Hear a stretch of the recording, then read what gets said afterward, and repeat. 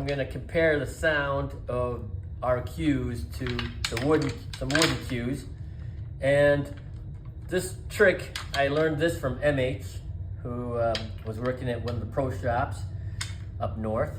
And he said that when you take your carbon fiber cue and you drop it against the table, it should sound, whatever it's gonna sound, it should sound not like metal.